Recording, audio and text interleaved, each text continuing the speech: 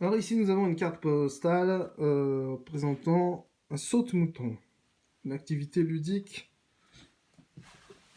Le saut du mouton. Ce jeu est à la fois un jeu de saut et un jeu de course. Dans le vrai jeu, qui est le saut de mouton à la poursuite, les joueurs choisissent un terrain assez uni, assez droit, assez long, pour pouvoir courir et se développer sur une seule ligne dans le prolongement de la piste à suivre.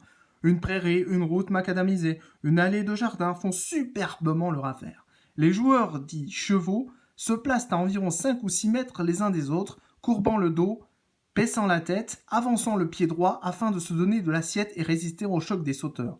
Ceux-ci prennent leur élan, posent les mains sur le dos du cheval à franchir, écartent fortement les jambes pour ne pas le toucher et passent par-dessus. Ils sautent ainsi du premier au dernier cheval. Là, le sauteur va se placer 5 mètres plus loin, se courbe et devient cheval à son tour, tandis que les derniers chevaux de la file se détachent un à un pour devenir sauteurs. De cette façon, la file s'allonge sans cesse en avant et le jeu n'a de limite que la fatigue des joueurs. Cet exercice est salutaire, il profite autant à la santé qu'à la force et à la souplesse. C'est un excellent jeu d'hiver qui peut se jouer dès qu'on est deux et qui permet un nombre illimité.